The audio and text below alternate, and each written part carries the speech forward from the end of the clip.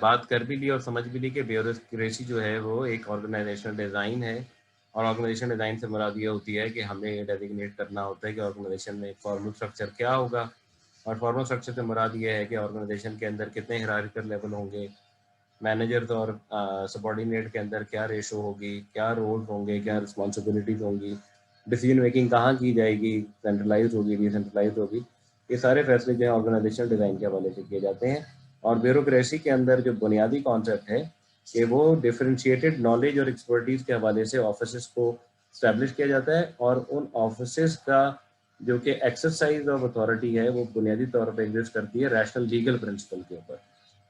Rule और regulation है वो ब्यूरोक्रेसी को हवाले से बड़े इंपॉर्टेंट होते हैं, और जो अथॉरिटी उसके अंदर एक मेन अथॉरिटी का पर्सन जो है उससे ज़्यादा, उसकी अथॉरिटी से ज़्यादा उस ऑफिस की अथॉरिटी होती है जिनको मुख्तलिफ रूल रेगुलेशन के जरिए से एक्सरसाइज किया जाता है। तो ये एक बुनियादी टेनेंट है इस हवाले से, ब्यूरोक्रेसी के हवाले से।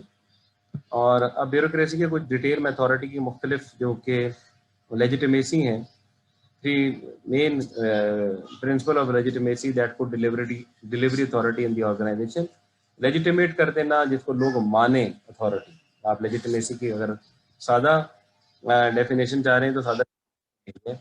और अथॉरिटी एक है प्रिंसिपल ऑफ करिस्मेटिक अथॉरिटी, कि जो कि ओबीडियंस हो रही है वो इसलिए हो रही है क्योंकि पर्सन की एक्स्ट्राऑर्डिनरी अट्रैक्टिवनेस है, पावर ऑफ द पर्सन जो है वो उसके कैरिज्मा से ड्राइव कर रहा है, और person is owed homage because of their capacity to project personal magnetism, grace and personality उसकी बड़ी स्ट्रांग है। जिस तरह एक पॉलिटिशियन नेल्सन मंडेला थे, उनके पास उस वक्त ऑर्गेनाइजेशनल पावर तो नहीं थी, लेकिन उनकी उसका कैरिज्मा की वजह से, उनके मैग्नेटिक पर्सनैलिटी की वजह से एक उनकी कॉम बड़ा अट्रैक्ट होती थी उनकी तरफ, उनकी लेजिटिमेट अथॉरिटी उनको मानती थी सब से। फिर है principle of traditional authority, occur when deference mean के obedience are owed because of long standing habit, कोई भी रवायात की वजह से उसकी अथॉरिटी को लेजिटिमेट कंसिडर किया जाता है। जिस तरह प्रिंस चार्ल्स है, अब वो क्वीन का बेटा है, और वो क्योंकि अब चाहे उसकी पर्सनैलिटी अट्रैक्टिव लगे ना लगे, लेकिन क्योंकि रूल है कि जनाब जो पहला बेटा होगा वो ही बादशाह बनेगा, तो उस वजह से उसकी अथॉरिटी को लोग मानेंगे।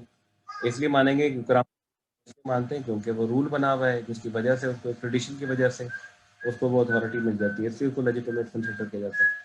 तीसरा है principle of rational legal authority, और principle of rational legal authority means that deference and obedience are owed not to the person or the title they hold, but to the role they fill.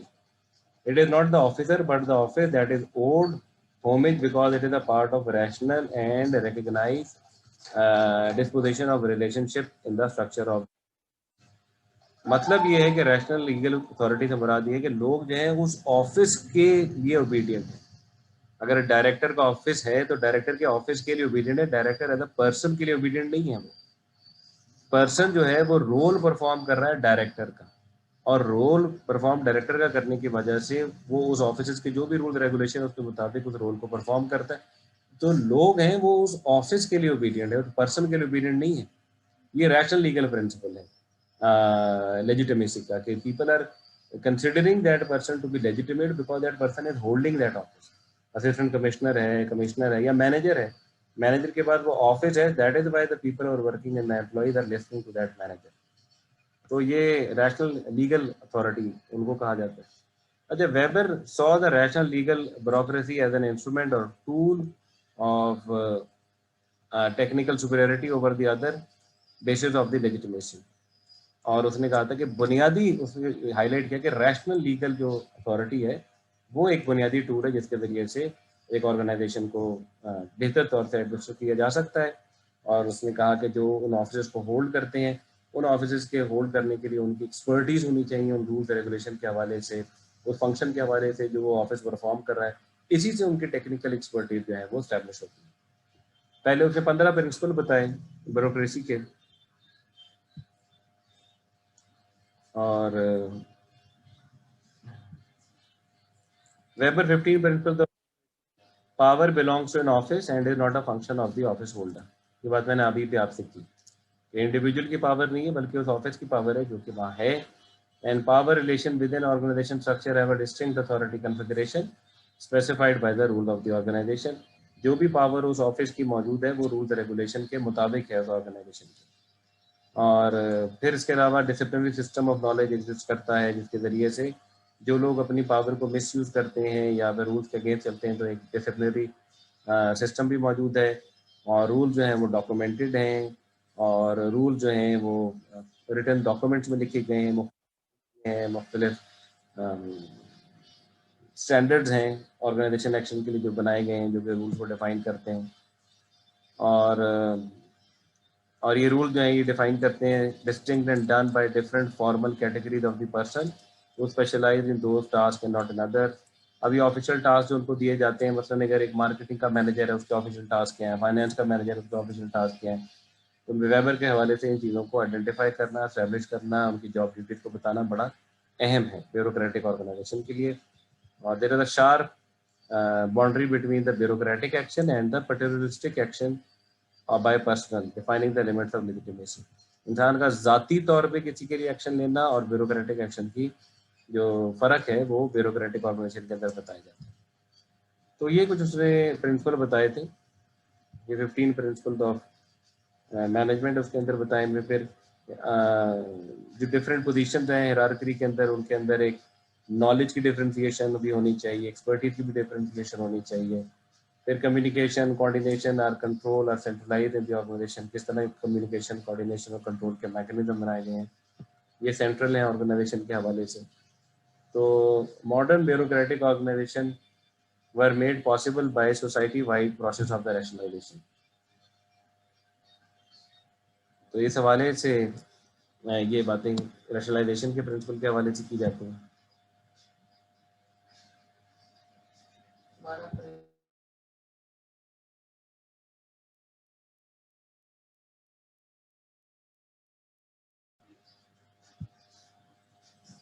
Okay जी।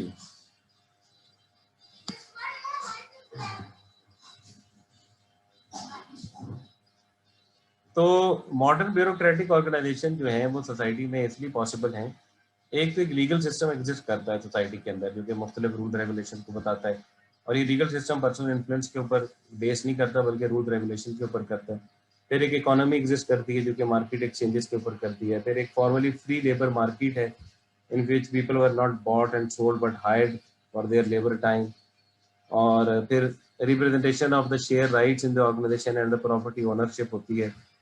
अब ये in process की वजह से जो ये जो outcome process of rationalisation है society की वजह से, तो वेबर ने सजेस्ट किया कि the production of a new type of a person, specialist और टेक्निकल एक्सपर्ट, के जो ऑर्गेनाइजेशन के अंदर जो मेन बात है वो पर्सन है जिसके अंदर वो टेक्निकल एक्सपर्टीज है जो कि उन ऑफिस को रन कर सकता है। और तो 12 और वो एक्सपर्ट जो होगा वो किसी मिस्टिकल या ट्रेडिशनल या मैजिकल ट्रेडिशन को फॉलो नहीं करेगा, बल्कि वो एक रूल रेगुलेशन जो कि थॉट थ्रू रूल रेगुलेशन है और रैशनल प्रिंसिपल को फॉलो करते हुए ऑर्गेनाइजेशन को रन करेगा। तो ये बुनियादी टेनेंट से ब्यूरोक्रेसी के हवाले से जो बताए गए। अब इसके अब क्रिटिसिज्म है ब्यूरोक्रेसी के हवाले से कि what are the criticism of the bureaucracy. वो भी हैं जैसा लोग कहते हैं कि गवर्नमेंट के साइजेस बहुत ज़्यादा बढ़ गए हैं, और जितनी गवर्नमेंट की इकोनॉमी है जितना गवर्नमेंट अफोर्ड नहीं कर सकती उनका ब्यूरोक्रेसी का साइज ज़्यादा बढ़ता चला गया चाहिए, और जो कि बढ़ता ही चला जा रहा है और कम नहीं हो रहा। और कुछ लोग कहते हैं कि जो market principle of organizing human affair है वो ज़्यादा बेहतर है, क्योंकि लोडब्रिंग मैक्स वेबर के कंटेम्प्रेरी थे, उन्होंने ये कहा थी बात, लेकिन उस वक्त इस बात पर तवज्जो नहीं दी गई। और फिर जिस तरह पार्किंसन लॉ है जो कि नॉर्थ कोर्ट पार्किंसन के नाम पे कहा गया था, तो उन्होंने ये कहा था कि जो एक वर्क है वो ज़्यादा the work creates more work usually to the point of filling the time available for its completion and more bureaucracy demands more bureaucrats to service the new rule and routine as well as bigger budgets. उनका मकसद ये था कि जिस तरह लोग time को गुजारने के लिए कोई काम भी क्रिएट कर लेते हैं, इसी तरह जो ब्यूरोक्रेसी है वो भी नए नए रूल्स बना के न्यू ब्यूरोक्रेट्स जो है वो ऐड होते चले जाएंगे, और वो फिर न्यू ब्यूरोक्रेसी जो है वो बड़े बड़े बजट मांगेगी जो कि इकोनॉमी के ऊपर जो है वो वजन डालती है। फिर पीटर प्रिंसिपल भी था लॉरेंस पीटर के नाम से, जिसने कहा था कि employees in the bureaucracy are promoted to the level of their incompetence.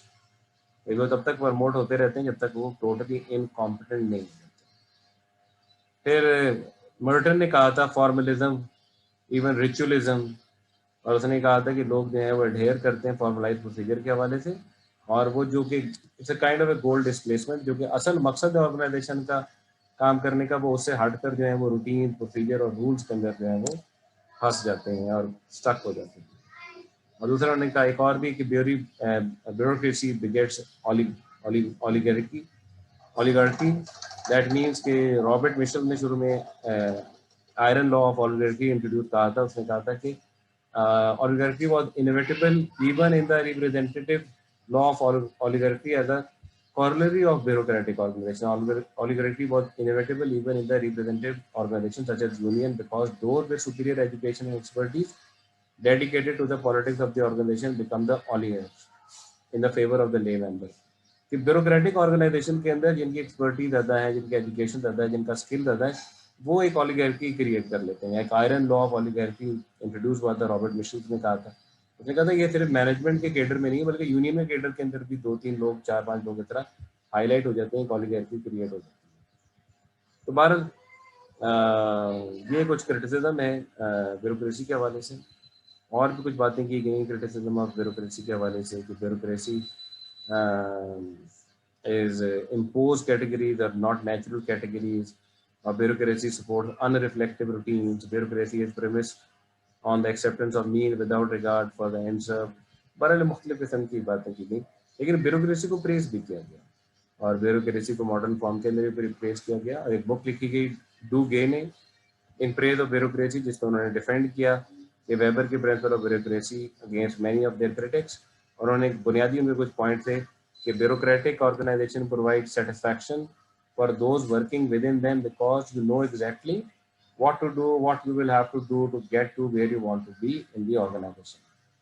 और दूसरा उन्होंने कहा कि फेयरली प्रेडिक्टेबल हैं, अपॉर्चुनिटीज ऑफर होती हैं, लोगों के कैरियर लेडर्स होते हैं ब्यूरोक्रेटिक ऑर्गेनाइजेशन में, और आर्बिट्ररी पावर को और प्रिविलेज को और नेपोटिज्म और ये जो है फेवरिज्म को कम करती हैं bureaucratic organization, because everyone must follow the rules and regulation. और इसी तरह you have a right of appeal in the bureaucracy. If the application of rule to cases were to be deemed illegitimate, then you would have a rational resource to an appeal mechanism. अगर आपको लगता है कि laws के against बात की गई है, रूल्स के अगेंस्ट बात की गई है, तो अपील का मैकेनिज्म भी एग्जिस्ट करता है। कोई भी लॉ से अबव नहीं है according in the bureaucratic organization, and none can escape and rules and every office is accountable. तो ब्यूरोक्रेसी को आप सिविल लिबर्टी का एक बुलवर्क भी एक ये कह सकते हैं कि ये रिप्रेजेंटेशन है।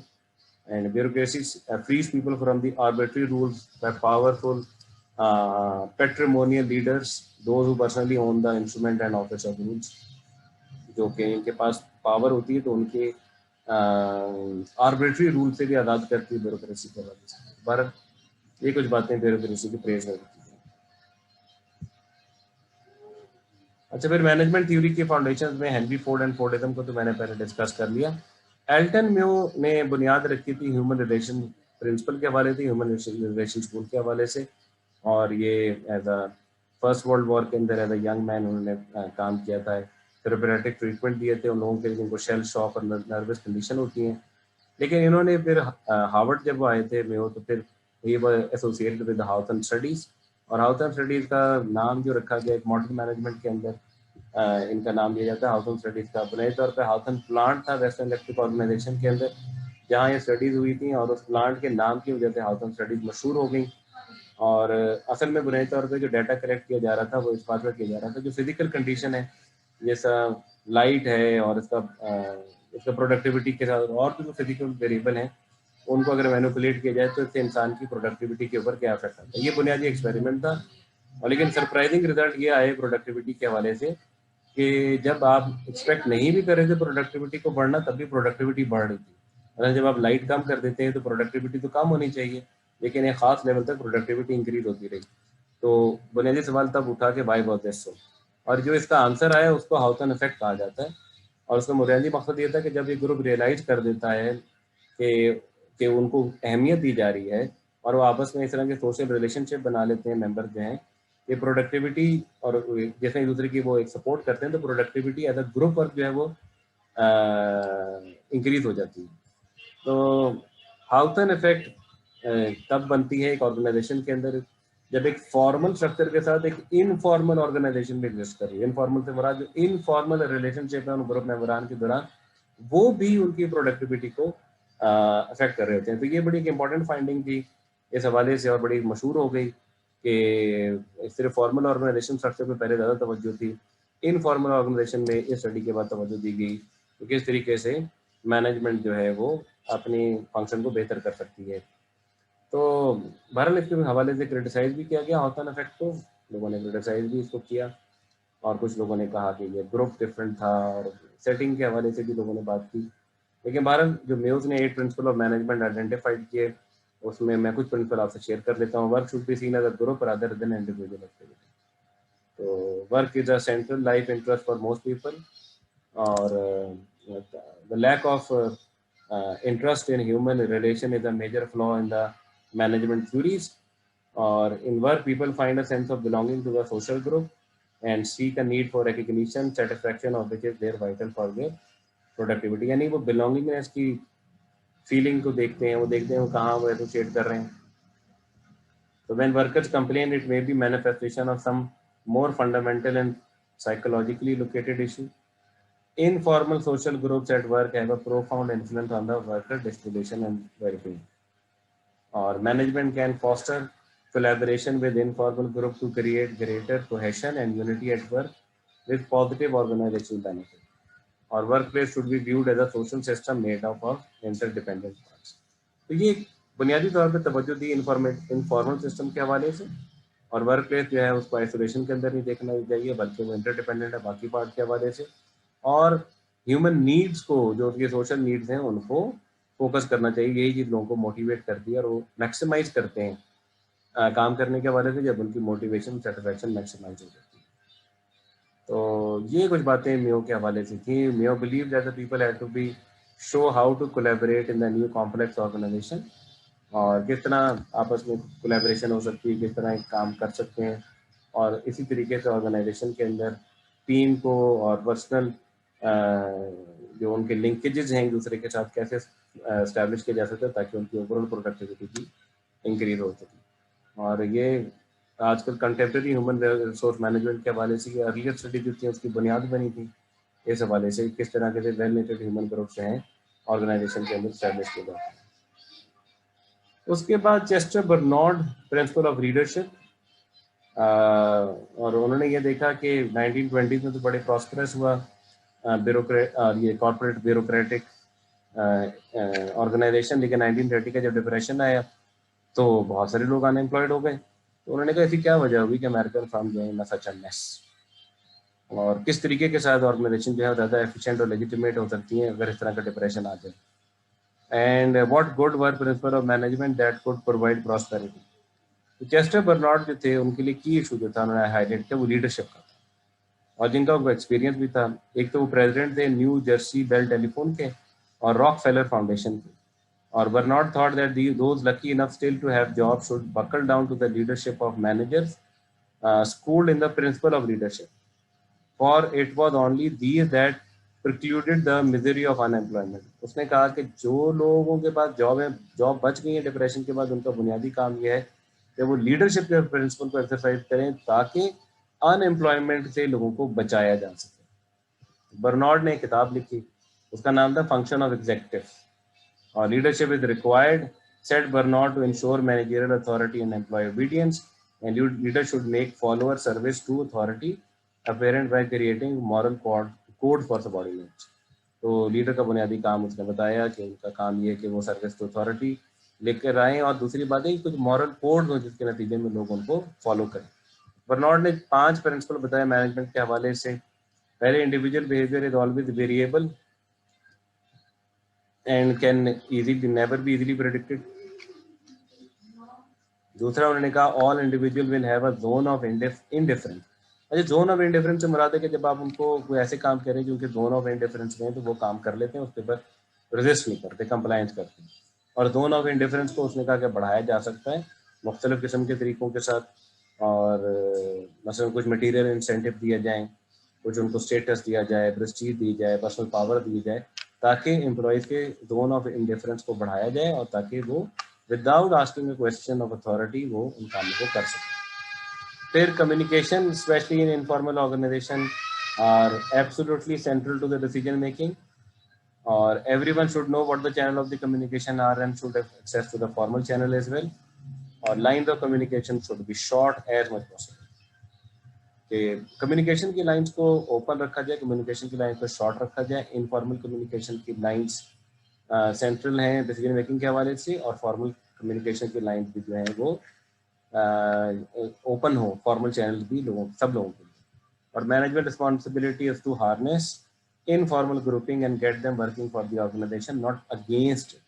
ये बड़ा इंपॉर्टेंट था कि फॉर्मल ऑर्गेनाइजेशन और इनफॉर्मल ऑर्गेनाइजेशन के अंदर एक किस्म की अलाइनमेंट क्रिएट की जाए, और authority exist only in so far authority तभी लोग जिसकी मानते हैं, जिसकी लोग माने वही अथॉरिटी होता है। तो भारत बर्नआउट का मकसद यह था कि बुनियादी तौर पे ऐसे ऑर्गेनाइजेशन सिस्टम बनाए जाए जो एम्प्लॉयज़ को मोटिवेट करने, ऑर्गेनाइजेशन गोल को अचीव करने के हवाले से, बिकॉज इंडिविजुअल जब कॉमन वैल्यूज़ के साथ काम करते हैं तो वो ज़्यादा बेहतर तौर से काम कर सकते हैं according to him, rather than common order हो जाए। कॉमन ऑर्डर से बजाय कॉमन वैल्यूज़ हो, और सीईओ जो है वो इन कॉमन वैल्यूज़ को सेट करे बाकी लोगों के। ये चेस्टर बर्नार्ड की बात थी। उसके बाद हैं अभी तक जितने भी हमने अभी तक बात की है मैनेजमेंट थिंकर्स की, वो तमाम मर्द हजरात हैं, लेकिन ऐसी बात नहीं है कि तमाम मर्द हजरात की फाउंडेशन के अंदर कॉन्ट्रीब्यूशन किए हैं। उन ओरिजिनल थिंकर के अंदर खातून का भी जिक्र आता है जिनका नाम है मैरी पार्कर, और मैरी पार्कर जो थी वो वुमेन कॉलेज एट हार्वर्ड से ग्रेजुएट उन्होंने किया था, सोशल वर्क के अंदर उन्होंने काम किया था। तो उन्होंने कुछ प्रिंसिपल आइडेंटिफाई किए मैनेजमेंट के हवाले से। उन्होंने कहा कि जो टेलर के आइडियाज़ थे वो इनकम्प्लीट, और उसका बहुत ज़्यादा फोकस जो था वो उस इंजीनियरिंग ऑफ द वर्क और उसके हवाले से था, और उसमें कुछ ह्यूमन डायमेंशन के हवाले से और ख़ास तौर पे पावर को डेमोक्रेटाइज करने के हवाले से चीज़ों को एड्रेस नहीं किया गया था। तो उन्होंने कुछ आइडियाज़ आइडेंटिफाई किए। एक तो उनकी किताब थी डायनामिक एडमिनिस्ट्रेशन के हवाले से, 1941 में ये किताब पब्लिश हुई, and she argued that the organization like in communities could be approached as a local social system that involve a network of the group.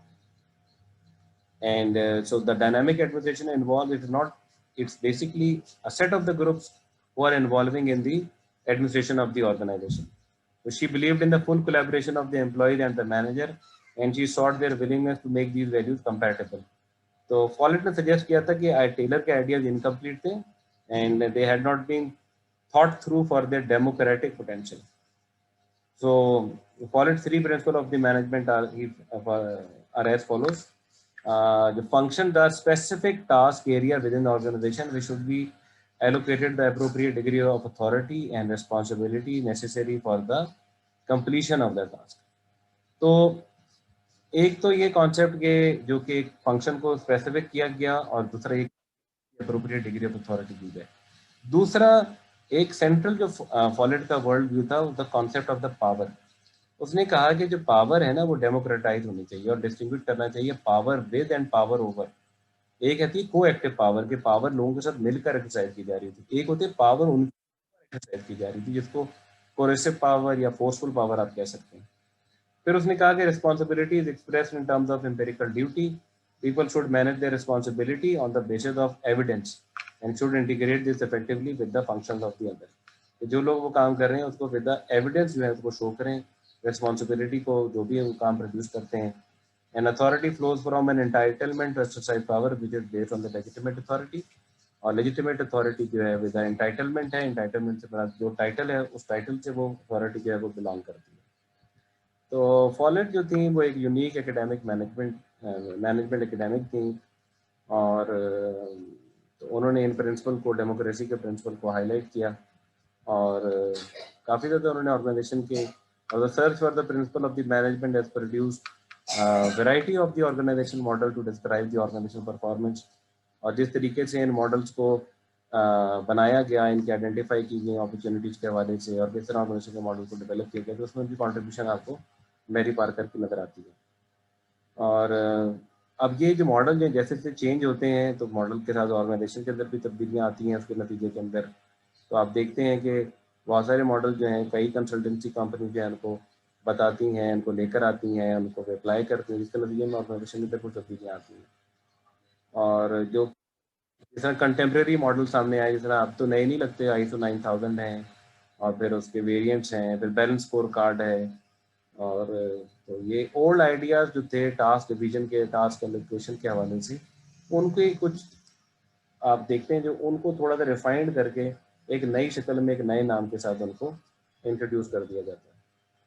और आप ये भी देखते हैं कि कुछ ऑर्गेनाइजेशन हाइब्रिड होती हैं। हाइब्रिड से मुराद है कि उन्होंने उन ऑर्गेनाइजेशन में अपना जो कि ब्यूरोक्रेटिक मॉडल है वो अपनी किसी फिलॉसफी के साथ उसको मैश करते हैं। इस तरह आप यूएसएसआर के हवाले से देख लें, सोशलिज्म कम्युनिज्म का मॉडल देख लें, स्टेट सोशलिस्ट ऑर्गेनाइजेशन की तरह यूएसएसआर है। किस तरीके से उन्होंने इंडस्ट्रियल ब्यूरोक्रेसी के मॉडल को अपने सोशलिज्म के आइडियल के साथ अलाइन करके इन चीज़ों को इम्प्लीमेंट किया। भाई चाइना के अंदर आप देख सकते हैं कम्युनिज्म और ब्यूरोक्रेसी जो है वो किस तरीके के साथ जो है उन्होंने एक दूसरे के साथ उसको मैश किया, और फिर एक मॉडल उन्होंने यूज़ किया अपनी मुल्क के अंदर स्टेट के हवाले से भी। तो ये आप देख सकते हैं, ऐसी ऑर्गेनाइजेशन को हम ब्यूरोक्रेटिक हाइब्रिड ऑर्गेनाइजेशन कहते हैं। और उसके बाद जो क्रिटिकल पर्सपेक्टिव और प्रिंसिपल ऑफ मैनेजमेंट है, ये तो हमने आपने इनके साथ मॉर्निंग की क्लास के साथ डिस्कस कर लिए थे। तो यही बातें हैं जो कि आपसे डिस्कस की गई हैं। ये most modern management ideas were presented here are emerged out of the US, fueled with the French. Neo was originally from Australia. Ideas exported to the rest of the world through management practices and the management school. और उसमें आपको नजर आते हैं, और उनको बहुत सारे contemporary manage model are drive from the scientific management, जैसे ISO 9000, European foundation for quality management model, US Baldrige model, sigma model, ये सारे के सारे आपको साइंटिफिक मैनेजमेंट के ही शाखसान नजर आते हैं। और management models are the major source of organization change.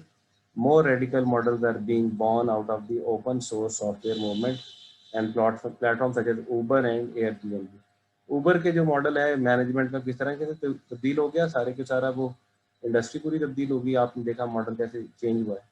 इस तरह अमेजोन का भी मॉडल आप देख लें किस तरह उसने ओवरऑल रिटेल इंडस्ट्री के अंदर रेवोल्यूशन लेकर